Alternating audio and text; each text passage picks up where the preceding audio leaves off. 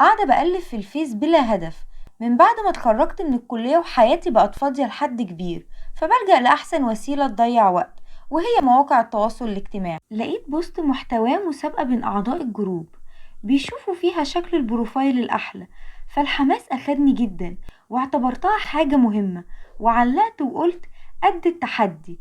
صورة الغلاف ساعتها كانت صورتي، وبسبب ثقتي في جمالي كنت متأكدة اني هكسب تقريبا. وبعدها عرفت ان المسابقة بيني وما بين ولد في الجروب اسمه وليد، وبرضه كانت صورته الشخصية هي صورة البروفايل بتاعه. هو كان أمور شوية، لكن أنا واثقة في نفسي جدا وواثقة اني هكسب. البوست بينا نزل وبدأت الناس تختار بينا، وبعد أكتر من ساعتين من الاختيارات هو اللي كسب. كسب بفرق صوت واحد بس. ما كنتش مصدقة ازاي هو يكسبني، ده انا احلى منه. فتعصبت جدا، ومن غير ما احس لقيت نفسي ببعتله على الخاص وبقوله انت فاكر نفسك حلو بجد؟ ده انت كسبت عن طريق الحظ، واكيد انا احلى منك. تطلع مين انت اصلا؟ مش عارفة كنت متعصبة كده ليه. كتبت الكلام ده وما استنيتش منه رد. قفلت النت من عصبيتي ونمت. صحيت بالليل لقيته رد عليا وقال لي انا اسف، ما كنتش اعرف اصلا اني هكسب، وبعدين دي لعبة وما حصلش حاجة، وبكرر اسفي للمرة. رده الهادي ده صدمني الصراحة. فكرت في كل الطرق اللي ممكن يرد عليا بيها، لكن الطريقة دي ما خطرتش على بالي ابدا. قدام رده ده ما قدرتش اقول غير حصل خير، واعتذرت على انفعال. ومن هنا وليد دخل حياتي، بعتلي طلب صداقة وقبلته، وبقينا نعلق على بوستات بعض، ولو حد فينا ما فتحش التاني بيطمن عليه. وبعد فترة اخدنا ارقام بعض وبقينا نتكلم فون وواتس. عرفته كل حاجة عني وعرفت عنه كل حاجة، وبالصدفة طلع شغال في شركة جنبنا.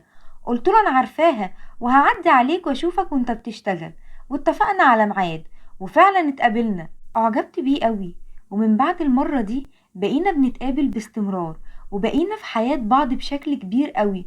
ومع الايام عرفني على مامته وحبيتها جدا زي بالظبط. وفي يوم وليد ومامته قاعدين قالت له انا نفسي اشوفك في بيتك يا حبيبي، واطمن عليك مع عروستك، والعروسة انت عارفها كويس، ولما بتيجي سيرتها عيونك بتقلب لوحدها. وليد بص عليها وقال يبقى اكيد سمر يا ماما. الله عليكي يا ست الكل، هو ده الكلام ولا بلاش؟ ناخد بقى رأي عمي محمد، واللي فيه الخير يقدمه ربنا. وهنا محمد دخل وقال يا ترى عايزين تاخدوا رأيي في ايه؟ وبدأ وليد يحكي له عن العروسة ومواصفاتها، ومحمد رحب بالفكرة جدا. بعدها وليد قام وحضن محمد. محمد يبقى زوج مامته، وقال ربنا يبارك لي فيك يا عمي، عوضتني عن ابويا ودايما معايا.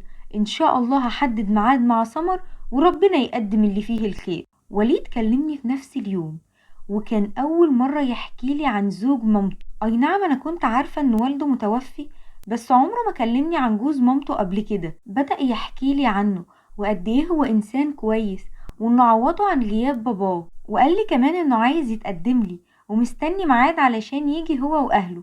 فرحت جدا وقلت له هرتب مع بابا وماما وابلغك باذن الله. في وسط كلامنا قلت له وريني بقى صورة جوز مامتك اللي عمال تقول فيه اشعار ده، وفعلا بعت لي صورته.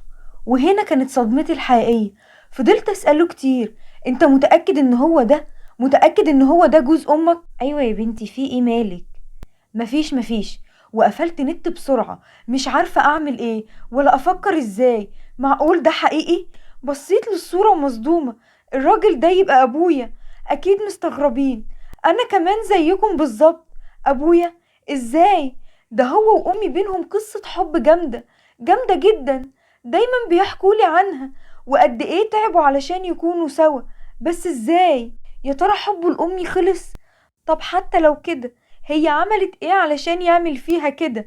بشوفهم دايما مبسوطين مع بعض. وقتها ما فكرتش في وليد ولا في جوازنا، كان كل تفكيري في صدمتي من ابويا، وازاي هعرف امي الموضوع ده. انا عرفت دلوقتي بابا كان بيبات بره كتير ليه. كان دايما يقولي ان هو عنده شغل، بس الحقيقة انه كان متجوز على امي، الست اللي عاشت عمرها علشانه ومعاه. ما بقتش عارفة اتصرف ازاي، دماغي هتنفجر وقلبي بيوجعني قوي. نفسي اصرخ وعيط، زعلانة على امي جدا. ليه كده يا بابا؟ ليه؟ هي عملت ايه؟ هي ما تستاهلش منك كده ابدا. يا ترى هعرفك ازاي يا حبيبتي؟ ولما تعرفي هيكون رد فعلك ايه. انا ما اقدرش اعمل كده، ما اقدرش ابدا. دي ممكن تموت مني او يجرالها حاجة. انا هسكت ومش هقول حاجة ابدا. بس معقولة يا سمر هتسيبي امك مخدوعة؟ يا ترى هتفضل كده لحد امتى؟ يا رب، يا رب دبرني وقولي اعمل ايه يا رب. قررت اقوم اتوضى واصلي واكلم ربنا، اكيد هيدبرني بالحل. انا مش قريبة من ربنا قوي، بس ربنا غفور رحيم وان شاء الله هيساعدني. عملت كده فعلا، صليت وعيطت كتير. معقول يا رب ده ذنبي اني عرفت شاب من ورا اهلي؟ معقول امي هي اللي هتتعاقب مكاني؟ لا يا رب، انا مش قد وجع زي ده.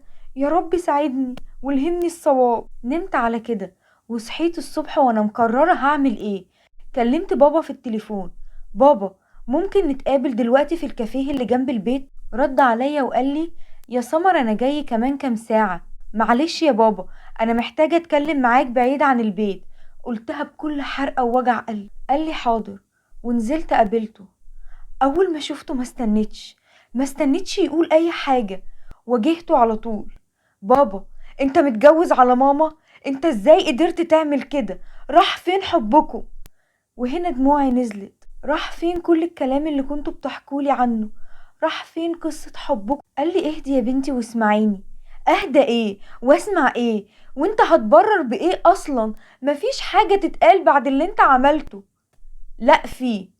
ده كان صوت ماما. ماما ظهرت ازاي فجأة؟ ومنين عرفت اني هنا اصلا؟ ماما، انت ايه اللي جابك هنا؟ وتعرفي منين ان احنا هنا؟ او تعرفي ايه اصلا؟ لقيتها بتقولي انا اعرف كل حاجة يا بنتي. سمعتك امبارح وانتي بتصلي وعرفت كل حاجة. بس اللي انتي ما تعرفهوش اني عارفة ان ابوكي متجوز علي، وعارفة كمان مراته يا بنتي. انتي ابوكي ده سيد الناس ومفيش منه ابدا. ازاي بس يا ماما؟ ده خانك. لا يا بنتي، ابوكي عمره ما خاني. اقعدي واهدي وانا هحكيلك كل حاجة. وبدأت ماما تتكلم. من 10 سنين أبوكي كان راجع من شغله مهموم ومتضايق قوي ومش عارف يعمل ايه. قعدنا مع بعض حكالي عن زينب أم وليد، وإنها زميلته في الشغل، وإنه بعد ما جوزها سعيد اتوفى وكان صاحب أبوكي جدا، اخوات جوزها كانوا عايزين ياخدوا حق وليد في الورث، وأبوكي عايز يساعدها بس مش عارف يعمل كده. وبصفته ايه يعمل كده؟ وكل ما بيتدخل بتحصل مشكلة، لانه طبعا ملوش صلة بيهم. ساعتها انا اقترحت عليه انه يتجوزها ويكون راجلها ويحميها ويحفظ حق اليتيم. وهنا بابا اتكلم. وقتها انا اتعصبت وزعقت. بقى معقول زهقتي مني يا سرية؟ عايزاني اتجوز عليكي؟ عايزة تدوسي على حبنا بالسهولة دي؟ اهدى يا محمد واسمعني. احنا هنعمل كده علشان نحميهم، وبعدين ده هيكون جواز سوري بس. انا ما استحملش اشوفك ابدا مع حد غيري. بصلي وسكت وما بقاش عارف يقول ايه. باز دماغي وقال لي ربنا ما يحرمني منك ابدا يا سندي. ومن وقتها يا بنتي وانا ببات معاهم في نفس البيت، بس عمري ما فكرت ابص لست غير امك، لان هي واخده كياني كله وما اقدرش اشوف غيرها. عيطت كتير وقلت له سامحني يا بابا، انا اسفة، انا شكيت فيك وظلمتك. انت احسن اب في الدنيا. بعدها بكام يوم وليد اتقدم لي ووافقت طبعا، واتجوزنا انا وهو وعملنا فرح وكانت ليلة العمر. انبسطنا كلنا واتفاجئت ان مامته ومامتي بيتعاملوا كويس جدا مع بعض بكل ود ومحبة. امي كبرت في عيني جدا بعد الموقف ده وحبيتها اكتر. مرت الايام بينا انا ووليد في سعادة الحمد لله. اكيد كان بيحصل مشاكل زي كل اللي بتحصل في كل البيوت، بس كنا بنحلها سوا ودايما مع بعض. وربنا رزقنا بأحلى بنوتة في الدنيا، وبقينا أقرب لبعض أكتر، واشترينا بيت كبير وعشنا فيه كلنا مع بعض، وبقينا أحلى عيلة. وبكده انتهت حكايتي.